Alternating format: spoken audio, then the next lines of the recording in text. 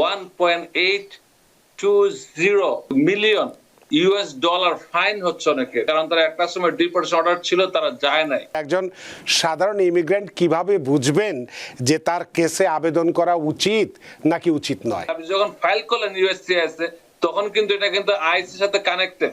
তারা আপনার ভেরিফাই যখন করবে এলিয়েন নাম্বার দিয়ে, দেখবে ডিপোর্টেড, তারা অবশ্যই জানা গেল কোথায় আছে, ওকে পিক হিম আপ। অ্যাসাইলাম, পারিবারিক পিটিশন বা হিউম্যানিটেরিয়ান গ্রাউন্ডের কথা যদি বলি, আবেদন যদি বলি, সব ক্ষেত্রেই কি সমানভাবে ঝুঁকিপূর্ণ এখন?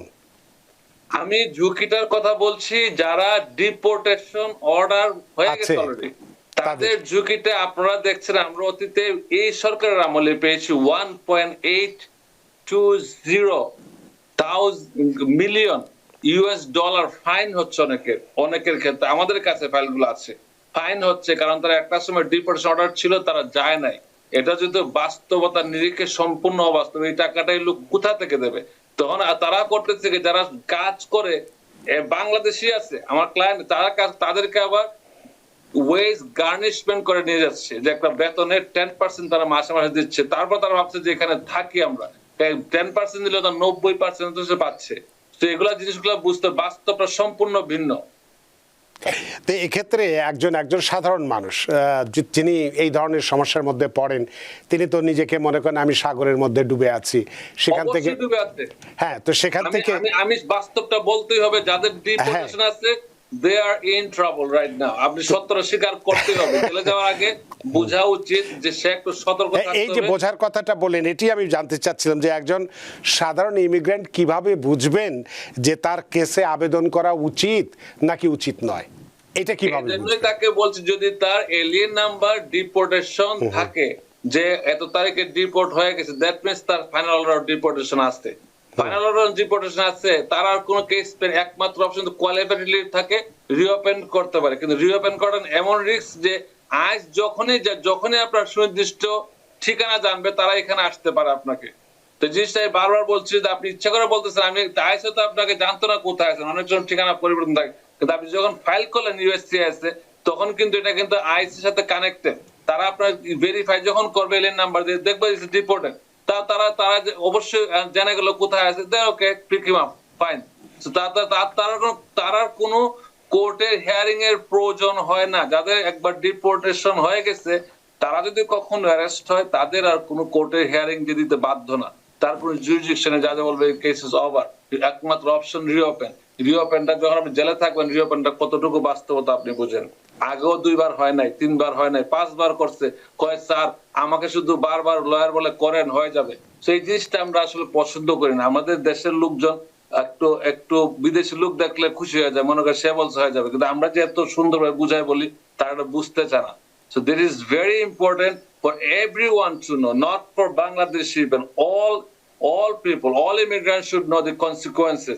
যে ফাইলটাই করেন না কেন, you should know the consequences। তারপর আপনি অ্যাটর্নি হিসেবে আমাদের দায়িত্ব হবে তার গুড ব্যাড দুইটাই বুঝিয়ে দেওয়া। তারপর সে যদি স্যার আমার রিস্ক নেবো, ওকে ডান। বা সে যদি রিস্ক দিতে না চায়, এটা বোঝানো উচিত তার রিস্কটা থেকে যাচ্ছে। আর যে আমরা সহজে বলে যে সবকিছু হয়ে যাবে, no, this is not the way. আরো প্রশ্ন আপনার কাছে এই বিষয়গুলোতে আছে, বিশেষ করে যারা ভুল বা অসম্পূর্ণ আবেদন করেন, যদি করে থাকে কেউ, তাহলে কিভাবে সেটা ডিপোর্টেশন দ্রুততর করে? আমি আপনাকে একটা উদাহরণ দিচ্ছি। অনেকে আমার শত্রু হয়ে যাচ্ছে বর্তমানে আমি সত্য কথাগুলো বলাতে। যারা ব্যবসা নষ্ট, তারা আমার শত্রু মনে করে, but I am telling the truth, exactly fact to fact. একজন ভদ্রলোক আসলো গত সপ্তাহে, সে মহিলা, এই দেশে বিয়ে করেছে, তার হাজবেন্ডের ডিপোর্টেশন অর্ডার আছে, সেও জানে, কিন্তু বিয়ে হয়ে গেছে, বিয়ে হয়েছে। এখন সে একজনের কাছে ট্যাক্স ফাইল করে, সে ক্লেম করে সে enrol agent, fine, enrol agent কাজ। সে আবার American bar association member. Bar association member মানে কিন্তু লয়ার না। সে ইন্টারপ্রেটিং করে যায়, কোর্টে ইন্টারপ্রেটিং করতে যায় বিভিন্ন জায়গায়। সে ফাইল করেছে তার জন্য কি I-130 ফাইল করছে। I-130 ফাইল করার পরে সে যখন ইন্টারভিউ দেখেছে, সে বলছে যে আমি তো আমেরিকান মেম্বারকে get out of here because you are interpreter, you can not talk, you can talk only what client say. Interpret করতে পারেন আপনি কিন্তু অ্যাটর্নি এট ল না হলে আপনি কিন্তু রিপ্রেজেন্ট করতে পারেন না। আপনি শুধু ওয়ার্ড ফর ওয়ার্ড ট্রান্সলেট করেন। তাকে রুম থেকে বের করে দিচ্ছে যে তুমি একটা কথা বলবা, গেট আউট। তুমি শুধু ইন্টারপ্রেটিং করতে আসছো, ইন্টারপ্রেটিং করবা। তার হচ্ছে সমস্যা হয়েছে কি, তারপরে তাকে এখন তাকে আইস খুঁজছে যে ইয়ার পরে দুই দিন তার অ্যারেস্ট করে। তার ওয়াইফ বললো কি যে স্যার আমি জানতাম না যে ডিপোর্টেশন আছে, কিন্তু ফাইল করে দিয়েছে, এখন তাকে আইস আনাগানা খুঁজতেছে।